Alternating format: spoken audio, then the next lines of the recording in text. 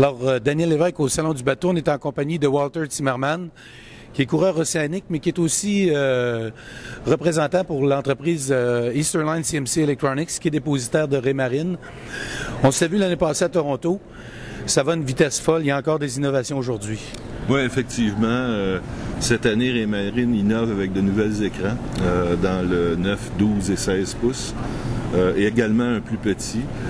C'est des nouveaux écrans qui consomment moins d'énergie, qui ont un écran plus brillant, avec des contrastes plus importants, des écrans polarisés aussi, parce qu'on sait que l'été, on porte souvent des verres, puis ça déforme un peu l'image qu'on a dans l'écran. Ben, c'est pas le cas avec les écrans Raymarine.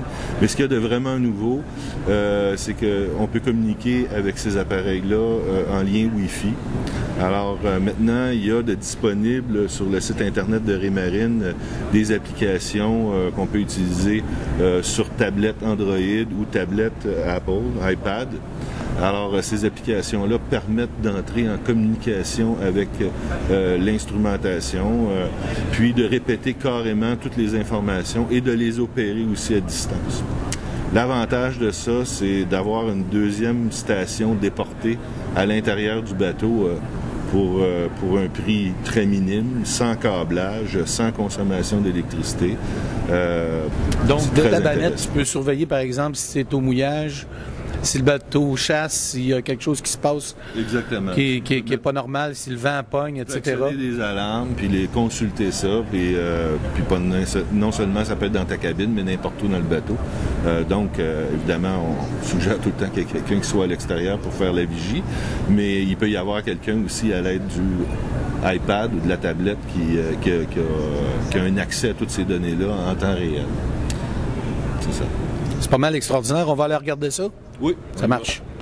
Alors, Daniel, on a ici un instrument, un écran multifonction Raymarine E125, ainsi qu'une tablette Samsung Android.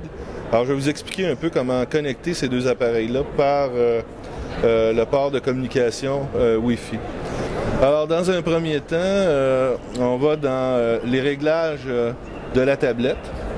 Et puis, on s'assure que la communication Wi-Fi est bien en relation avec l'écran. Alors, ce qu'on voit ici, 082 103 1354, c'est bien le bon appareil. C'est la MAC adresse de l'écran. Exactement. En fait, c'est plutôt l'adresse IP. C'est l'adresse IP, OK. Exactement. Mais derrière ce chiffre-là, il y a une adresse IP. Okay. Alors, une fois que c'est fait, on va chercher l'application Raymarine, qui est celle-ci. Okay. Et puis, automatiquement, on entre en contact avec l'autre écran. Alors, ce qu'on voit ici, c'est le miroir de l'image de l'appareil complet. Il y a différentes fonctions qu'on peut activer. Là, j'active la télécommande.